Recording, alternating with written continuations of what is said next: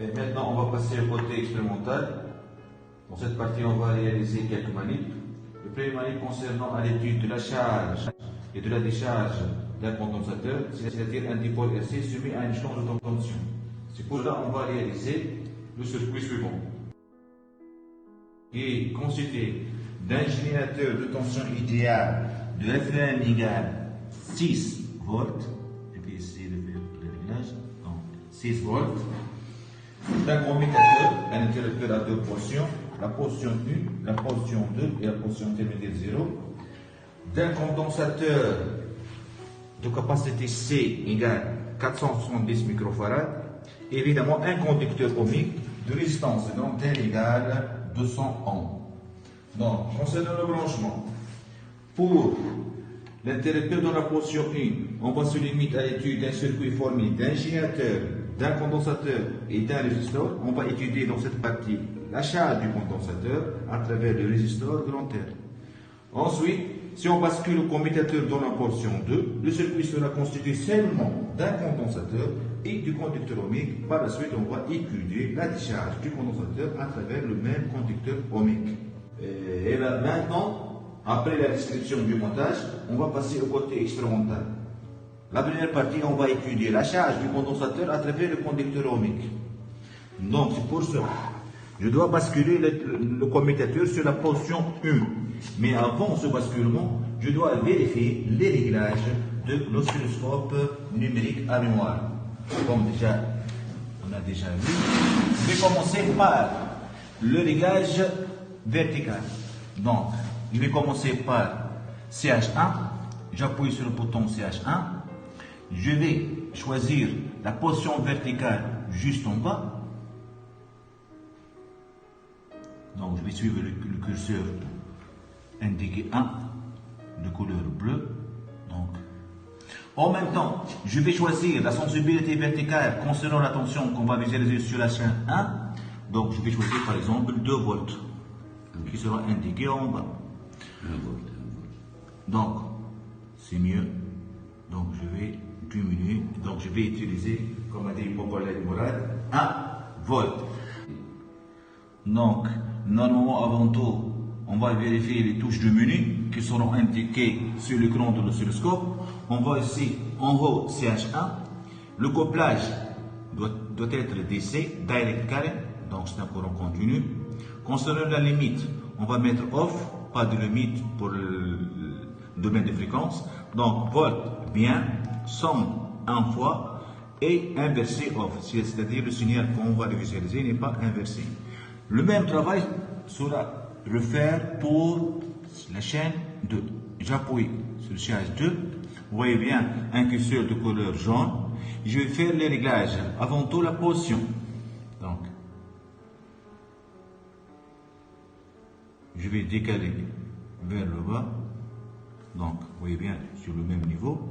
Concernant la sensibilité verticale pour siège 2, vous voyez bien ici 500 mV, c'est mieux d'utiliser la même sensibilité, donc je vais essayer d'agrandir avec le bouton sensibilité verticale, donc 1 volt. Donc, pardon, 1 volt. Donc, de même travail, essayons de suivre les touches du menu. Donc, CH2, le couplage direct current, limite off, volt par division bien, somme 1 fois inversé off. Donc, c'est le même travail. Maintenant, on va passer au réglage horizontal, position et sensibilité. Avant tout, je vais utiliser la position horizontale. Donc, vous voyez bien, on va suivre le curseur jaune. Je vais le décaler vers la gauche. Donc, je vais choisir cet axe, presque à la limite. Donc, maintenant, je vais choisir la sensibilité horizontale par le bouton seconde par division. Je vais utiliser par exemple 50 millisecondes. Donc, vous voyez bien cette sensibilité horizontale donc, qui consiste en 50 millisecondes par division. La dernière réglage concernant le trigger, comme on a déjà vu. Donc, j'appuie le trigger menu. On voit sur l'écran le trigger, le type crête. Chaîne, c'est CH2. La pente hausse, on a choisi la pente hausse puisque la tension visualisée sur la voie 2, on va la visualiser dans la suite, c'est une courbe croissante. Donc, mode, c'est normal, couplage, DC. Il nous reste seulement le level. Donc, vous voyez bien, le level, c'est le niveau de déclenchement. Donc, je vais utiliser, par exemple, 120 millivolts et vous voyez bien, de couleur jaune. Pourquoi de couleur jaune? Parce que le trigger est relié à la chaîne 2 qui est indiquée par la couleur jaune. Maintenant, on va passer à l'acquisition. Combien de triggers? Donc, 120 millivolts. 120 millivolts. Vous voyez bien, 120 millivolts. Maintenant, juste, je vais vérifier la valeur de E. Donc, 6 volts. On va passer à l'expérience.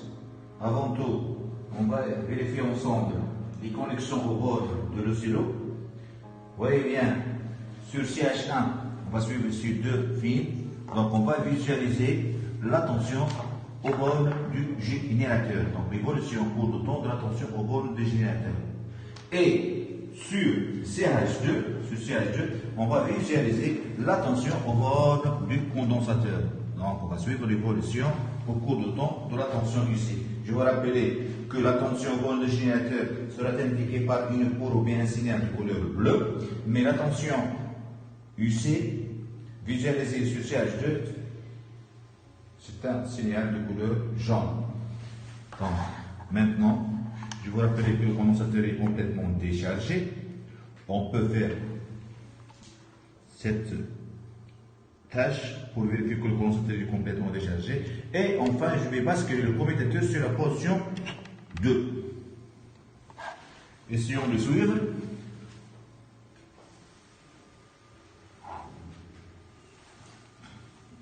Donc,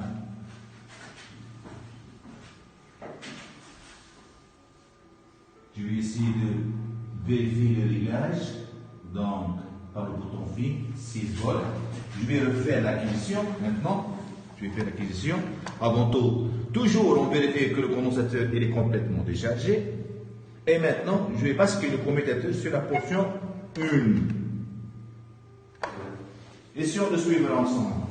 Vous voyez bien, le signal de la couleur bleue, c'est un signal qui est parfaitement horizontal. Donc, c'est une tension constante qui correspond à la tension au bord du générateur. Donc, 1, 2, 3, 4, 5, 6.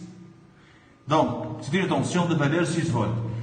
Pour la tension visualisée sur CH2, c'est une courbe croissante exponentielle. Donc, c'est la tension UC qui part de 0 et exponentiellement jusqu'à atteindre la valeur UC qui est égale à E.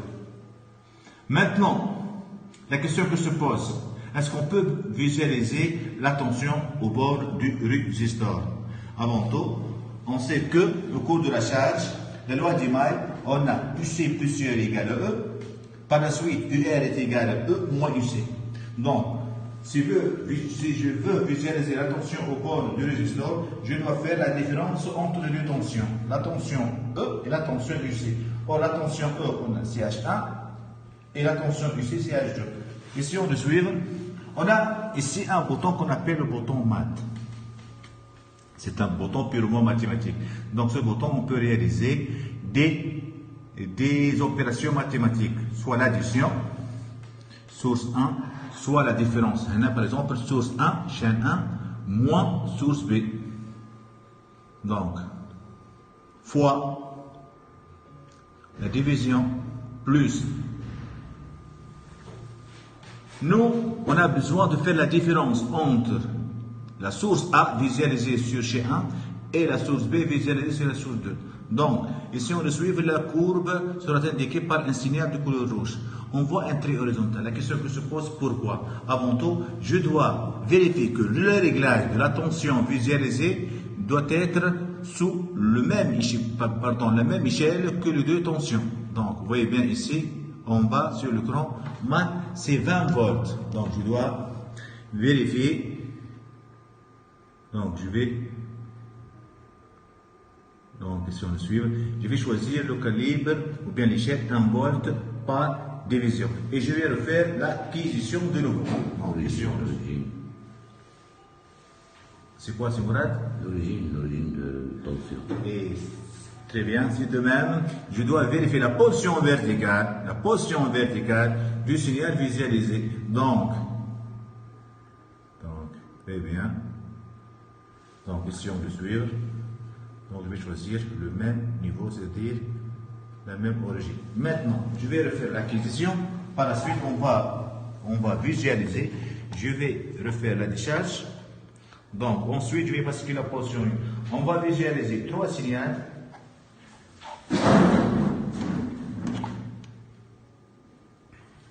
Donc, évidemment, je vais refaire. Donc, la décharge.